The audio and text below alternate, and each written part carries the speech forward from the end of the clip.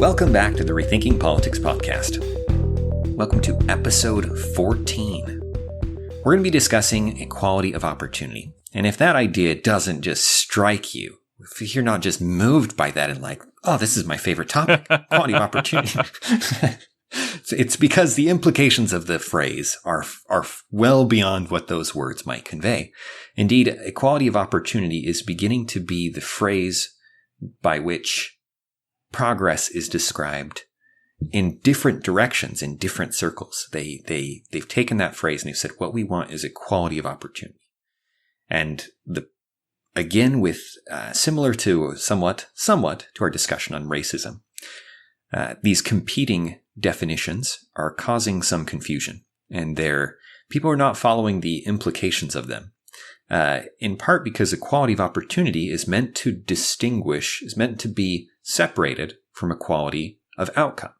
And usually the two are posed kind of simultaneously. You have equality of opportunity on one hand, you have equality of outcome on the other, and there are people who will say, I want equality of opportunity, equality of outcome is too far. And that's a line they draw. It's them compromising, right? It's them saying, wait, here, but no further. Which makes what they mean by equality of opportunity extremely important. So the first classic definition of equality of opportunity is not what the words imply. This is the opposite. So when we talked about racism, like the word meant something, and then people started to shift it. And what they meant by the word racism was actually not racism in the way that you traditionally understand it. Well, equality of opportunity was a specific term to refer to artificial barriers imposed by the government or by social institutions, that artificial or arbitrary barriers that prevented people from engaging freely with different processes, with the education system, with business. And most normally, yeah, I mean, this term is used historically most often in terms of your ability to find a job. When we talk of equality of opportunity, we're talking your ability, leaving the educational system and coming into the workforce, of what opportunities are available for you out there. When they talk about artificial barriers, one of the things that they talk about is discrimination. Like, discrimination is a perfect example of something that does not allow for equality of opportunity, where you are discriminating, where you have an employer who's discriminating in its workforce on factors that aren't about their ability to perform, whether that's race or gender or age or anything else. That's an example of something that doesn't allow for equality of opportunity in the classic sense, where anyone who can do the job has a chance to do the job. Right. It's give me the opportunity to prove myself. Right? It's give me the opportunity to step in there, and then you will see what I can do. And it's one of the big battles that Martin Luther King Jr. and the civil rights movement was fighting, right? They wanted the opportunity to go to these schools and to prove themselves. They wanted the opportunity to participate in different industries that were excluding them. And so in some cases, as I said, there were legal barriers, right? Laws directly prohibiting them that were arbitrary. They were based on race, that were preventing them from doing that, from getting into those industries and from having those jobs or from going to those schools.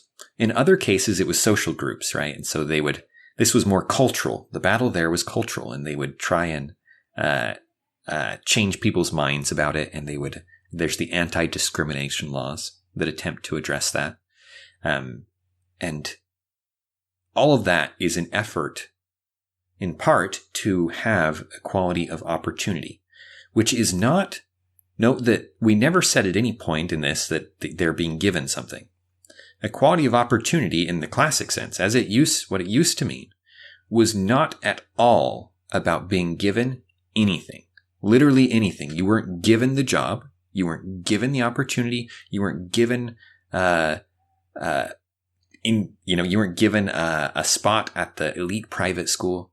They were simply moving the barriers so that you could then apply and be judged fairly. And maybe you wouldn't get it, maybe you still wouldn't get it, right? Maybe you weren't good enough or whatever. And why you weren't good enough wasn't part of the question.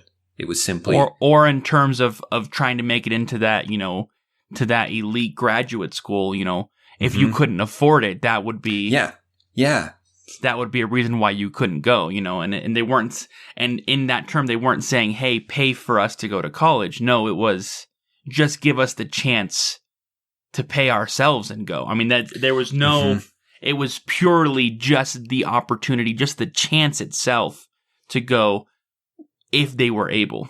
Yeah. Move these arbitrary barriers and we will make our own way in the world. We will come and we will do what we need to do to seize those opportunities. Just don't put any walls in the way. And as you indicated, money is obviously a big deal for certain opportunities.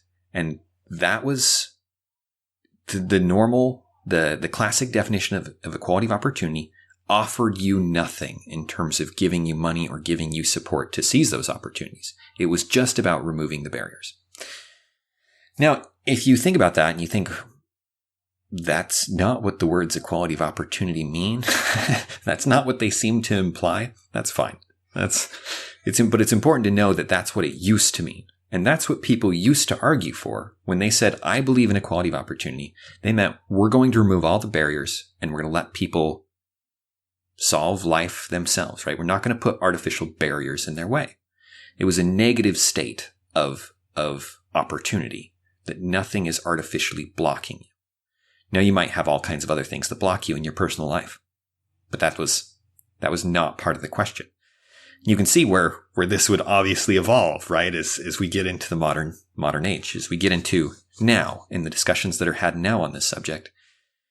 Equality of opportunity has adapted to encompass more what we intuitively think of when we say opportunity. When we say opportunity, we don't just mean I could apply to the school, but I can't actually afford it. We mean I can actually seize the opportunity, right? It's not just the possibility, it's the fulfillment of the possibility in these opportunities. Yeah, it's a realistic possibility. It's a realized possibility. Yeah, a good example of that is I take the ACT and get a decent score, and I look at the colleges that I have the chance to go to based on my merit, and there are a lot of schools that I could apply for, but most of those schools I didn't even consider because I knew there was no way I was going to afford them. Right. And so that was a barrier. Not necessarily that was artificially in place, but because of my lack of income, I did not have the same realistic opportunity that someone who had a large amount of money wouldn't even have to consider that factor. Yeah, you had the opportunity in theory, but in practice you really couldn't. It was not something on the table for you. You really couldn't realize that possibility. You couldn't make that a reality. And that's where the definition is shifted.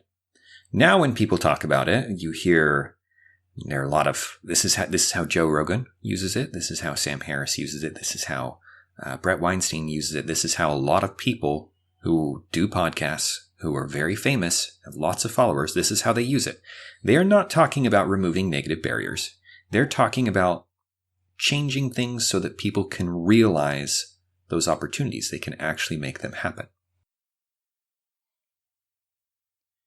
Another term people use for this is leveling the playing field, which is worth addressing at the same time because it is fundamentally the same idea that when we talk about leveling the playing field, at least today we're talking about the same thing where they want everyone to have the same opportunities in the most realistic sense. Yeah. Which to be fair, that sounds really good, right? That sounds appealing. We want everyone to have the same opportunities. Obviously, we want the most number of people to have the best opportunities. I mean, who wouldn't want that? So we're not saying we don't want people to have opportunities as we discuss these two definitions. We just want to fully understand these definitions and then the implications that come with it. You may have noticed that that's something that's a recurring theme with this podcast is for each, fantastic idea, there are underlying implications that haven't always been brought to the surface. And before we jump on board any fantastic idea, we want to understand some of those implications.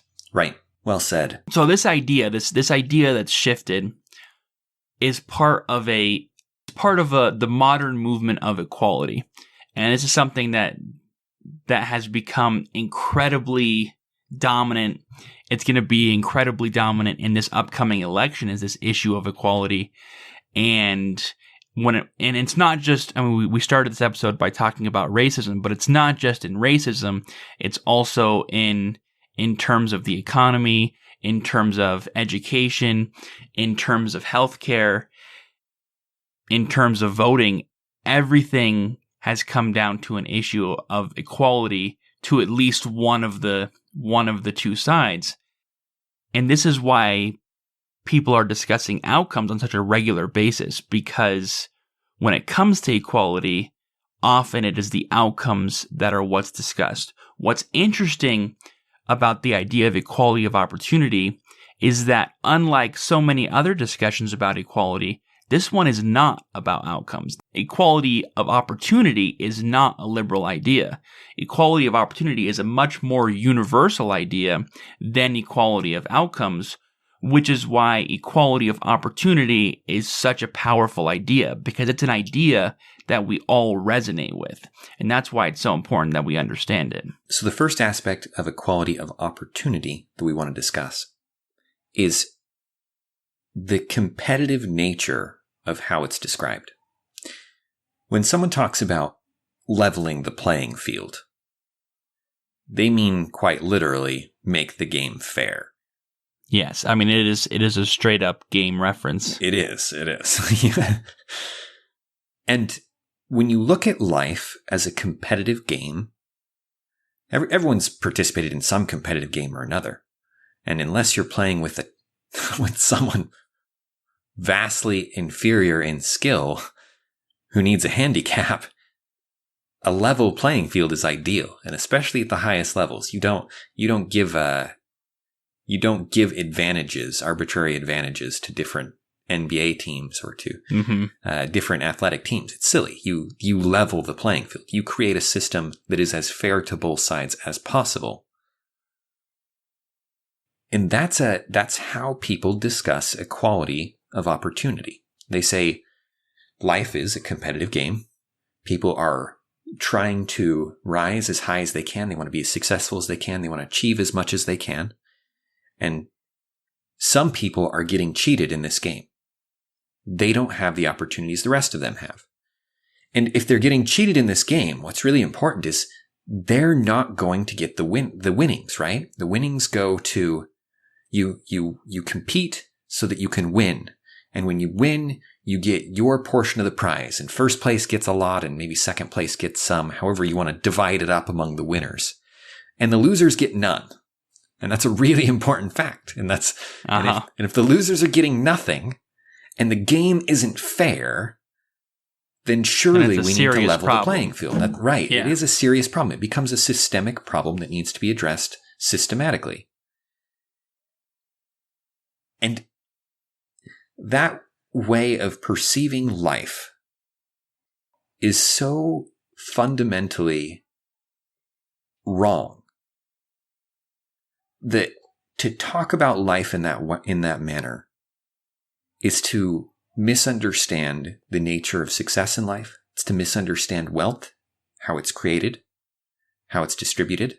It's to misunderstand the cooperative aspect that makes up the overwhelming majority of all your encounters of every day, of every moment of your life with other people. And it's to draw all kinds of conclusions about the nature of life, philosophically, that go far beyond, in implications, what we think we're saying when we just say we need to level the playing field of life. And see, that's a strong line that Dan's just laid down. So let's explain why. In episode 4, we talk about the idea of ZeroSum Games. And as me and Dan were preparing for this episode, we were trying to think of games, whether they were board games or sports or even video games that weren't zero sum. And there are some, but they are very rare. In the most part, most games, when we talk about games, are zero sum. And what that means, a zero sum is the more I win, the more you lose. You know, whether there's only one winner and everyone else loses, or there's first, second, and third place, there's a finite pool of resources. And the more I have, by definition, you cannot have. You know what I mean? So, for example, zero-sum game, another analogy for a zero-sum game is it's the finite pie that, for example, if you're having dessert and there's only literally one pie, for every slice that I eat, that's a slice that you cannot have, which is fine if there's just 2 of us eating that pie. But if there's 20, it obviously becomes a problem. And that's what a zero-sum game is you've got a pie with 8 slices and 20 people competing for it. So there's going to be some people who get pie and some people who get nothing. Mm-hmm. And this is very important because, as Dan said, a zero-sum game is very different from real life. And so what we want to do is we actually want to talk about a couple of examples that people have used to describe how life is like a game and how that demonstrates the issues when there isn't equality of opportunity in this new sense. So the first example is the game of Monopoly. This was beautiful. I heard this one come up several times. I heard someone explain it in a viral video, shortly after George Floyd's death. Everyone understands the game of Monopoly. You've got a board. You go around the board. You have a chance to buy properties and then to collect a series of properties so that you can build apartments and houses on those properties. Or is it something in hotels? Houses and hotels. Houses and hotels. Thank you. It's been a hot minute. I've tried to play better games than Monopoly recently. Not to be cruel to Monopoly, it is actually a clever game, but that's not the point. I've played an insane amount of Monopoly games as a child. I hate Monopoly. Okay, anyways, that's neither here nor there to the political discussion. As a child growing up in my house, Monopoly was ugly. People got ugly playing Monopoly. But anyways, and by collecting those properties, you were able to extract a large amount of money from the other players, and the idea was to have the most amount of money, have everyone else quit the game, and then you win. I don't know why that would cause family issues. Anyway. Designed to bring the family together. So the idea with the game is that your success is determined by 2 factors: your skill and luck. And it's your skill competing against everyone else's skill mixed in with the random roll of the die. And assuming that the dice are not loaded, then you're going to have a fair degree of fairness in those dice because it is random. And so in large part, the game is going to come down to your skill and the other player's skill. That's how the game's supposed to be played. This analogy that people use goes like this. Let's say that you have a game of Monopoly, and for the first 40 turns, only half of the players, or some of the players, let's just say in this case half, are allowed to buy property. So everyone's going around, but only half of those players can buy property.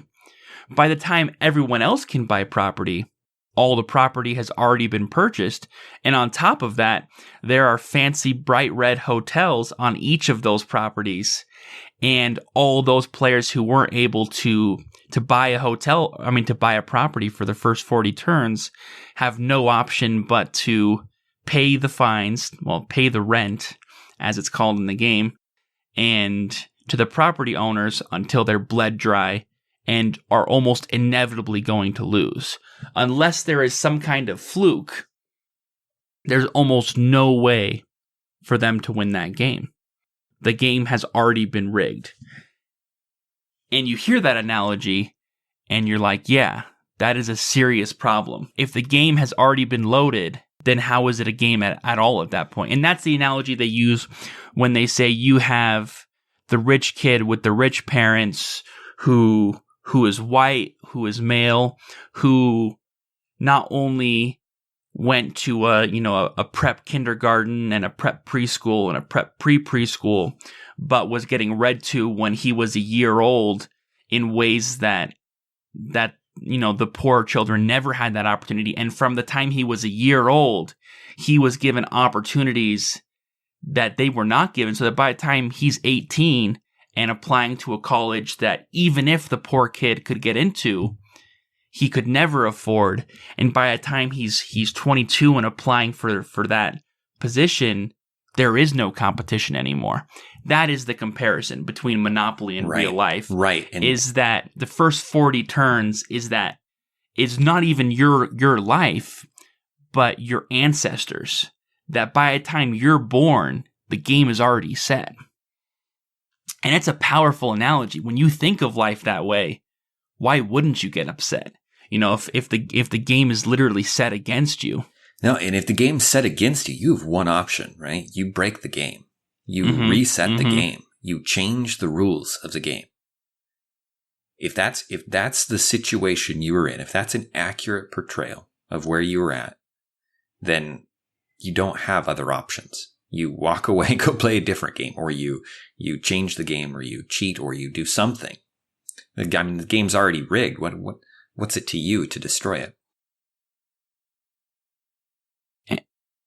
And if this example were an accurate depiction of real life, then it would be a very strong argument in favor of equality of opportunity in the new sense and of leveling the playing field.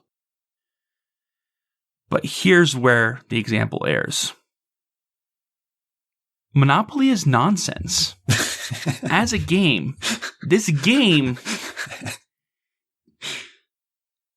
there are no true principles being applied in this game. It is the economic system of Monopoly does not bear any resemblance to how it works in life. Zero resemblance. This is not how property works. This is not how. And we're not just saying in a capitalist society. We're saying in any society, even in societies that have very real monopolies, it looks nothing like this. Like there is no resemblance. And here's an example, because in Monopoly, the idea of the game is that my property is a weapon that I use to hurt you, right? My property is definitely your loss. So that if I have 40 turns before you can buy property, I can use that to crush you and you can just sit there and cry, right?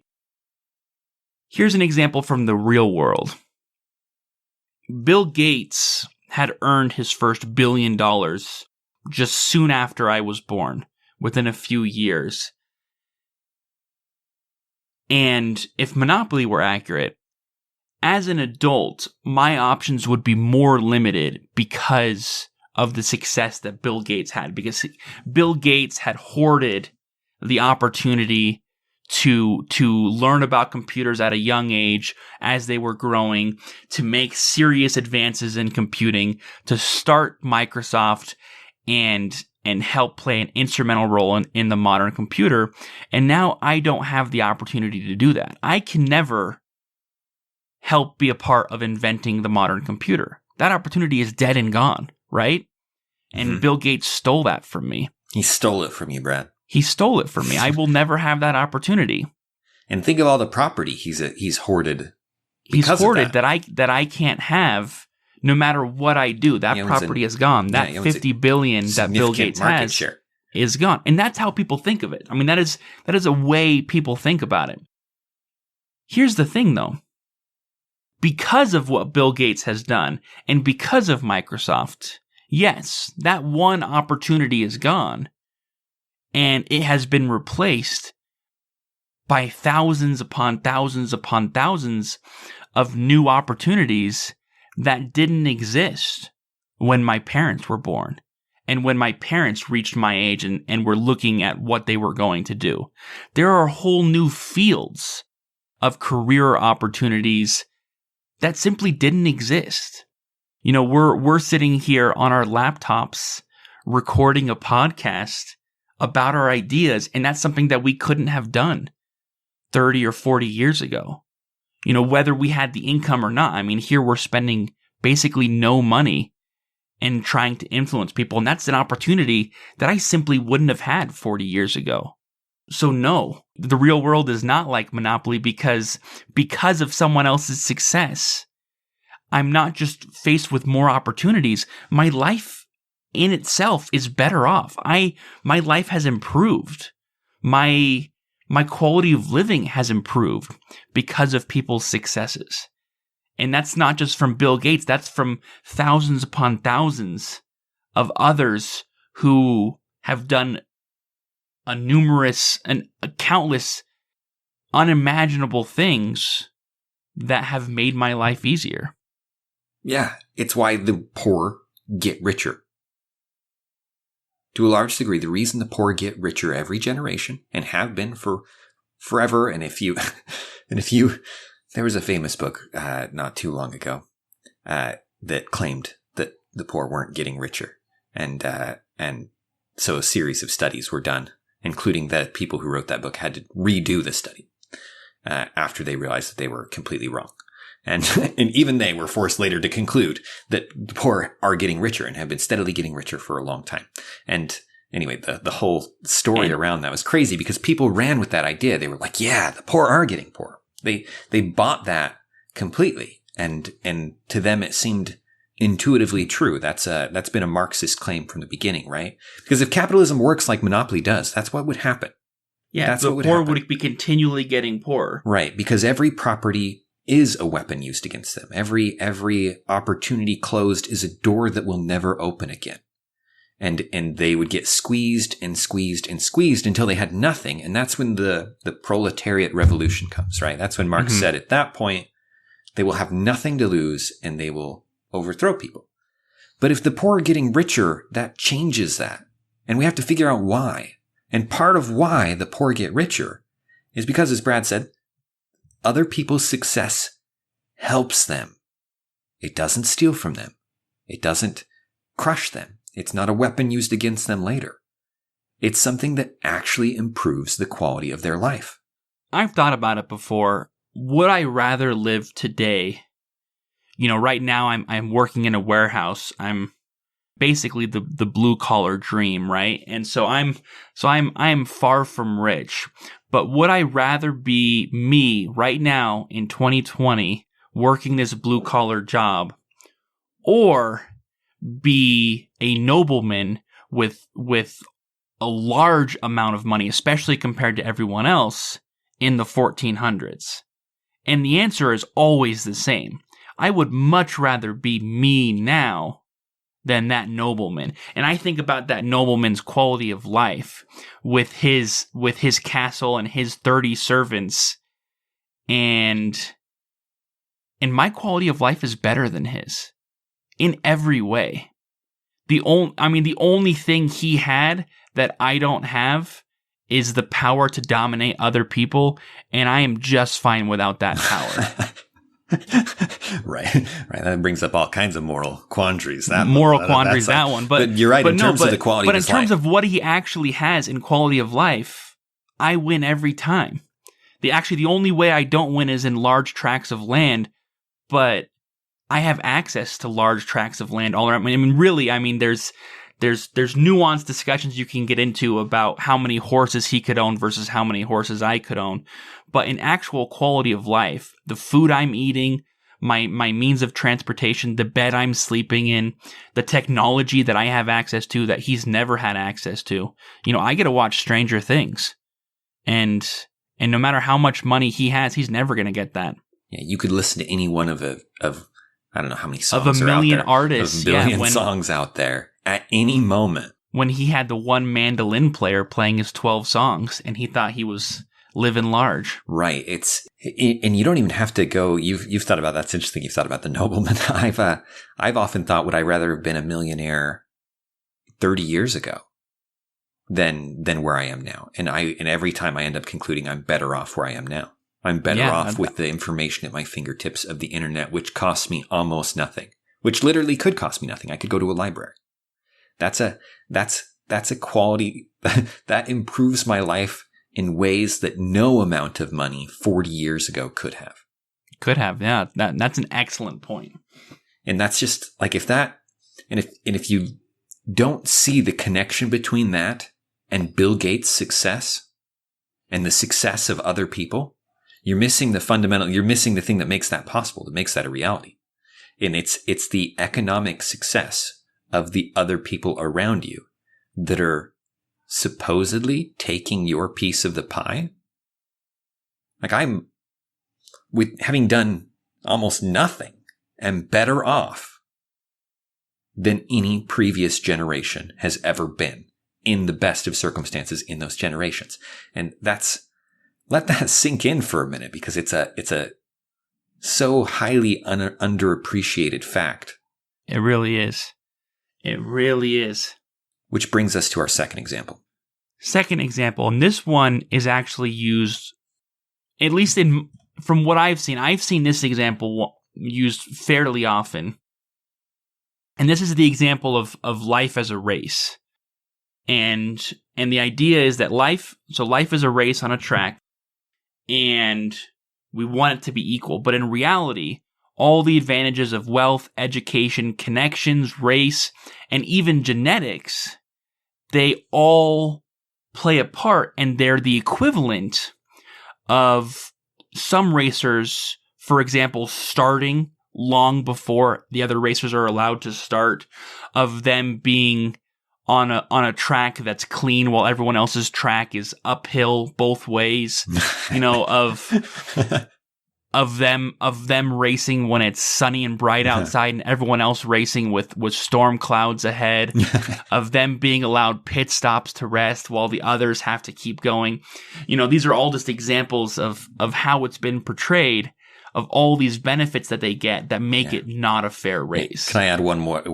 Just how I've seen it portrayed was what they would so they'd have everybody align, right? These kids would be at a camp or something, or school recess, whatever it is. They line the kids up, and then the person in charge says, okay, now if you have two parents, take 3 steps forward. If you're white, take 3 steps forward. If your parents are an income above whatever, take 3 steps forward. And they would go through all these factors, right, to make it very clear. And then they would say, okay, now should we start the race? Now that all these people are already so far ahead. Mm-hmm. Mm-hmm. No, and that is the simplest way of saying it, of the injustice of it, that this race is clearly not fair. And this analogy is in some ways easier to accept than the monopoly one, because it doesn't make the argument that our economy operates in a certain way, except for the one assumption that our economy is a competition. And everyone pretty much believes that. Everyone believes that life is a competition. I don't know who told them that life is a competition, but clearly someone did. Somebody did. Someone had the idea. Culturally, that idea is ubiquitous. Everybody more or less accepts that idea. And in cases you do see it, the classic example is you're applying for a job, and often you're applying and other people are applying as well, and there may be only 1 or 2 positions, or a finite number of positions. Most companies only offer finite number of positions. Most. I was about to say at my warehouse, it seems like we're always hiring, so it feels infinite. Like, please come work for us. Good enough turnover. But anyways, most companies finite positions. And so if I get the position, then you don't. And so in that sense, you can see how it feels like life is a competition. It's me versus you. If I win, then you lose. If you lose, then I win. And when you zoom in at such a small thing as one job application, that is absolutely true. But life is not just one job application. Life is not just one company. Life is a whole lot more than that, and is not nearly as simple as me versus you. In fact, there are a whole number of fields where job applications are not that competitive. Like I said with my job, where if you apply at my warehouse and you qualify, you're going to get the job. It's not a matter of competing with anyone else. It's a matter of whether or not you qualify. And that's not the only field that's like that. But even in the fields where it is competitive, even if you don't get the one job, there are other jobs out there. Life, because, and this is the important thing, life is not a race that's separated into winners and losers. It's not a competition for one prize. There isn't just one prize. There are an incredibly large number of prizes, and the number of prizes itself is constantly changing. There's not a finite number of prizes that can't stay the same. If I don't get that job, I always have the option not just to apply for another job, but to start my own business or to do something completely different that no one's thought of before. Right. Right. I think of there was an interesting article I read about he was a computer programmer, and he had arranged his life such that he would program for about something like 15 hours a week. And he didn't make a lot of money doing that because jobs are generally aiming towards people who are full-time and are able to meet certain expectations. So he lived a very, very, very, very simple Spartan lifestyle that cost very little. And he spent 3 hours a day writing and 3 hours a day reading. And he thought he was much happier because of that. And I just think there's someone who was like, you know what? The goal of life should be to be happy. And I can see the path to that. And it doesn't take me through any of these other things. Like it doesn't carry me through any of the normal competitive things that you think of. The normal paths, yeah. The normal paths. But as you said, there is not a finite number. There is not a finite amount of happiness in the world. There is not a finite number of jobs in the world. It looks like that because there are a finite number being offered at any particular moment. But again, you're zooming in too close. You're missing the broader aspect of life, which was, as Brad said, is fundamentally not competitive. Because it isn't just neutral to me when other people succeed. Like, to go back to imagine the race. You have a lot of people that are further out there. If it were competitive, what I would be hoping for is that everybody ahead of me trips. That's not what I hope for. I hope that every single one of them gives 110% and runs as far and as fast as they can.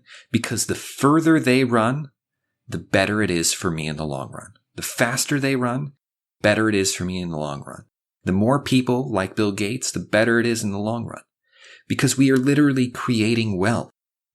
We're not divvying it up. We're not dividing it. We're creating it. We're creating it. And that's the fundamental difference. And that is the fundamental difference. You're not competing for your share of the prize. What you're doing is you're creating something to offer to somebody else. And they're doing the same.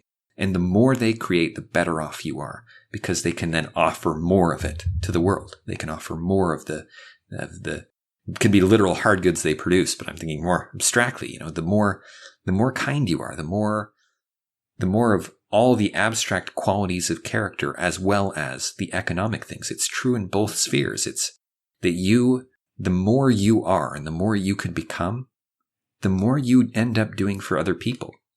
And so I want them to run fast. If someone has an advantage that I didn't, good, utilize it. Run as far and as fast as you can. It's not inherently competitive. I'm not worse off because of your advantage. In fact, I can be better off if you utilize it. If you can go and try and do what you can. Anyway, it's an entirely different perspective of life that is not only correct, not only accurately portrays how the world actually works, but doesn't pit us against each other in every interaction. That doesn't make us enemies fighting over the last scrap of food. It's funny. First of all, that was excellently said, Dan. I mean, it truly is a paradigm shift that is often hard to see at first, but when you see it, it truly is eye-opening that it is about creation, not about divvying up. And as you talked about that pitting one against the other, I was thinking about a conversation that I had recently, and about how so much of today is an idea of us versus them. And I don't just mean the two parties, even though I always mean the two parties, but that so much of this world is framed in terms of us versus them, and it's me versus you, and it is a pitting of one against another, and it's so destructive. It's so destructive on such a fundamental level, and it's getting us farther and farther away from what it should be, because really we should be coming together and not being pulled farther and farther apart. And that's something that we see here talking about these principles, is that when you talk about equality of opportunity and you're talking about us versus them, with us versus them in the poor and the rich, it's that same thing. It's the only way we can succeed is if we tear them down. And they may think the only way we can succeed is if we keep them down. You know what I mean? Like, everyone is buying into this idea, and it's not accurate. It's not accurate. You know, and we have bought into this zero sum, us versus them, hook, line, and sinker. Here's some examples where people have bought into that. Immigration. People are concerned about illegal immigration because there aren't enough jobs. You know, if these immigrants come into the United States, they're going to steal our jobs. Trade deficits, you know, our trade with China. You know, if China is allowed to sell us all these goods, they're going to steal all our dollars, and our economy is going to collapse. Right. They're winning. They're winning the game, the trade game, whatever that means. You've got, you know, the wealthy who have all these advantages that we don't have.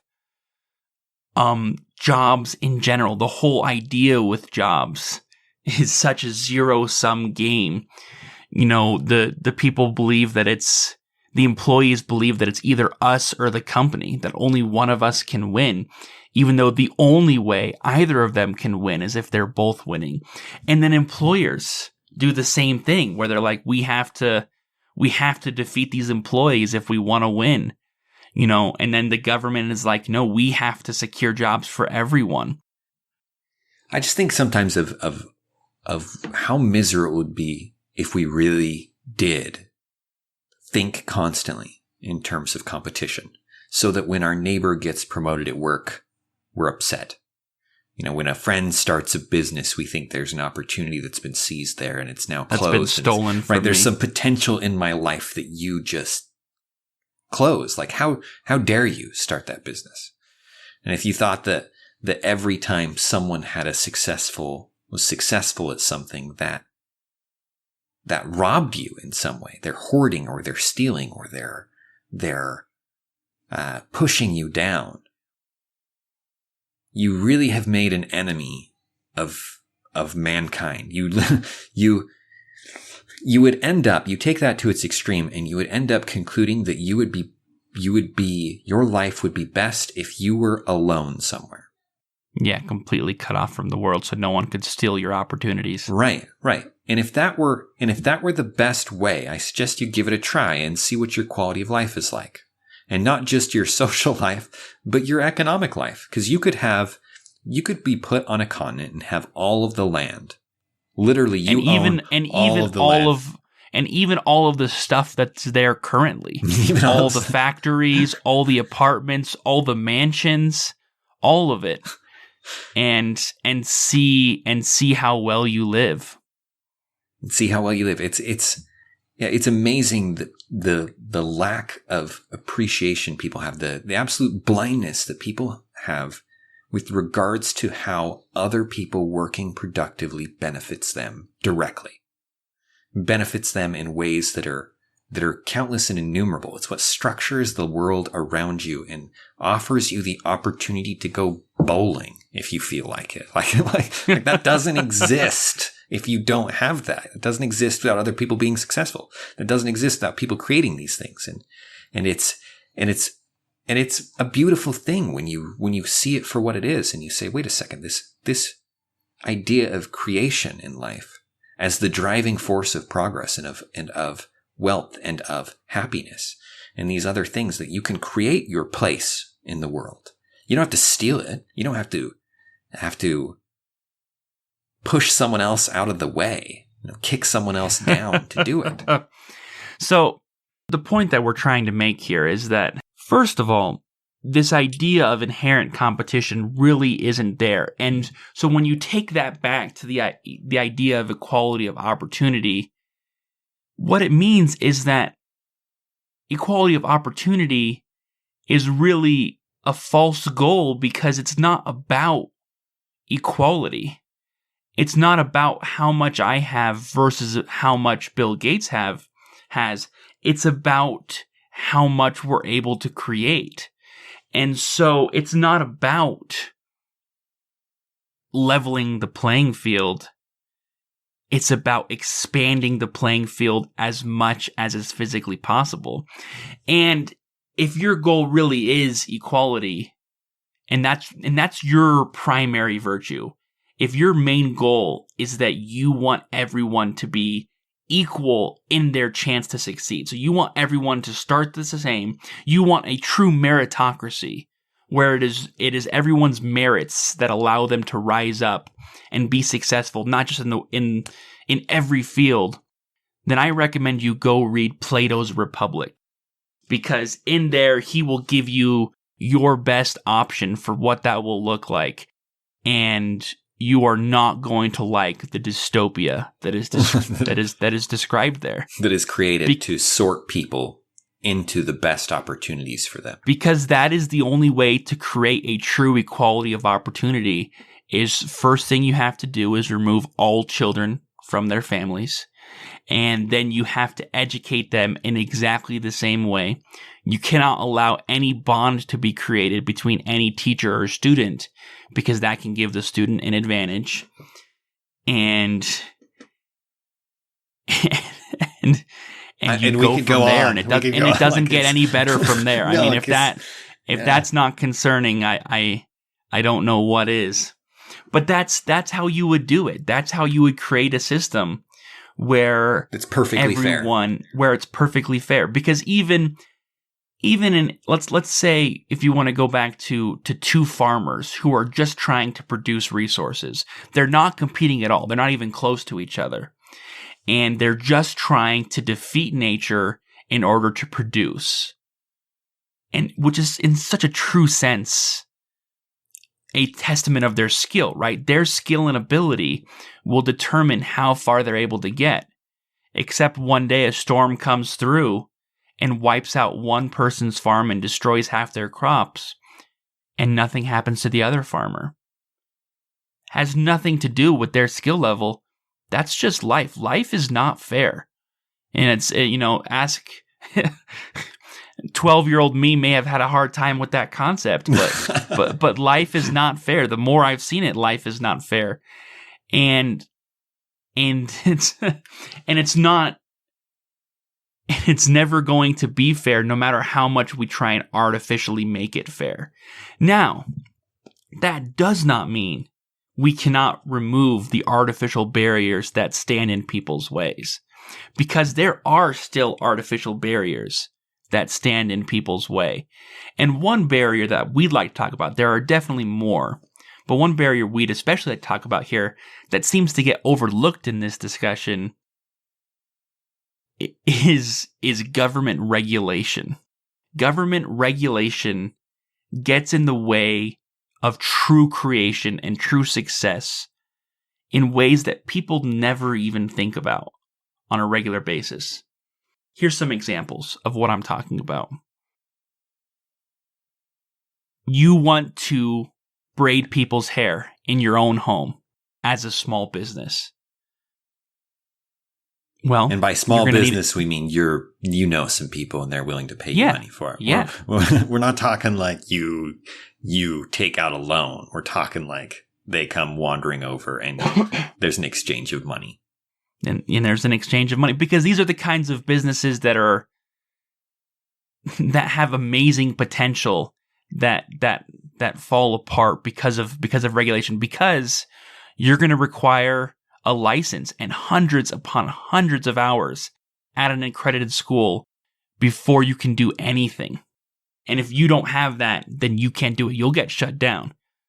You want to start a small business of another kind? You want to sell a product? The amount of red tape you're going to have to go through, the fees, the complicated regulations you're going to have to follow before you can open your door is incredibly extensive. I saw a post on Facebook recently that said Utah is now officially has the first free market in the United States, truly free market. You just have to be a minor, because Utah finally passed a law that allowed kids to have a lemonade stand without a business license, because these lemonade stands that these kids were having were literally getting shut down because they weren't following all the regulations and they didn't have a license. They didn't use all that red tape before they sold the lemonade for 50 cents. That's just an example. Right. Going to vary from state to state, but that's yeah. No, and in most states, it is, you still need a license, You want to open up a car dealership? I'm so sorry to tell you this, but there are already dealerships, and they have exclusive monopolies over certain territories, and so you cannot open up a dealership within a certain number of miles of their dealership. They already have an exclusive monopoly that's issued by the government.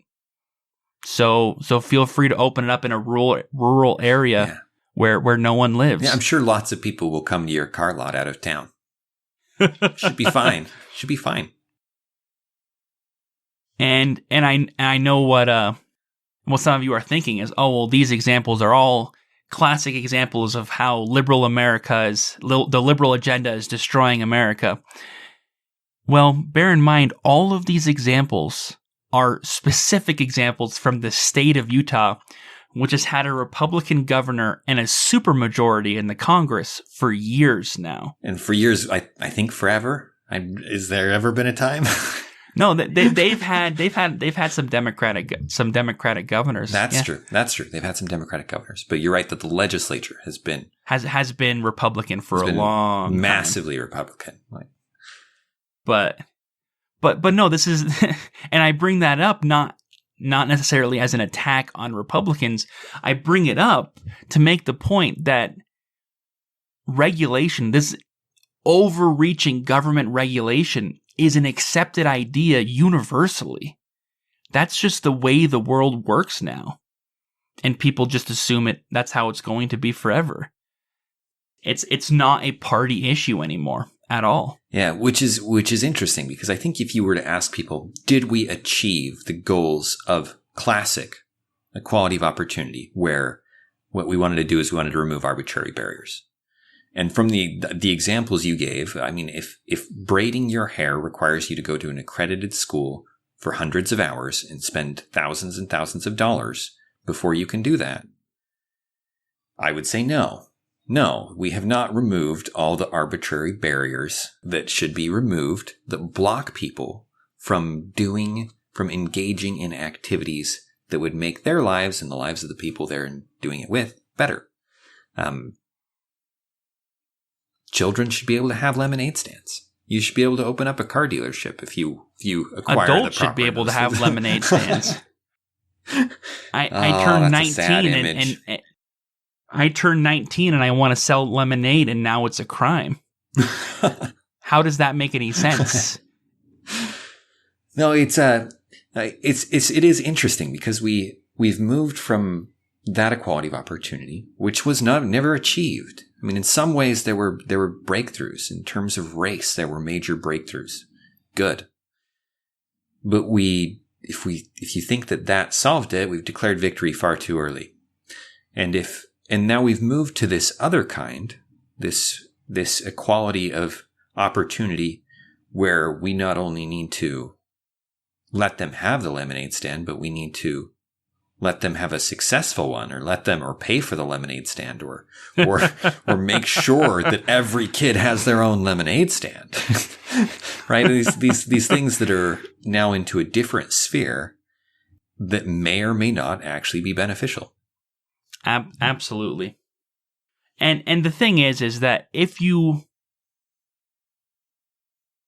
we've talked about it in our episode on charter schools. So if you're interested in improving people's opportunities at the beginning of life, take a listen to that, because there are concrete things that we can do to improve people's chances in life, and we are all for that. The important thing is that we always assume that the only way to improve people's lives is by government edict, and that's just not the case. For years, there have been nonprofit organizations and private organizations that have worked and done things to improve people's chances in lives. And yet, when we talk about these discussions, we never talk about those. You don't see people saying we need equality of opportunity, so here's this nonprofit that I've started to do something about it. Donate $10 so I can make a difference. I would love to see that. I'd love to see them here. Here's my concrete solution for this inner city that could use this, and this that will help them have opportunities. Let's see it. Make it happen. I don't know, Brad. That sounds like it'd create something. And what I would like is merely to distribute what's there. Well, it's sad. And it's partially because, so many things have been filtered through the lens of government at this point, right? Government is the defining force. It's the thing that can make things happen, quite literally, by force. Make things happen.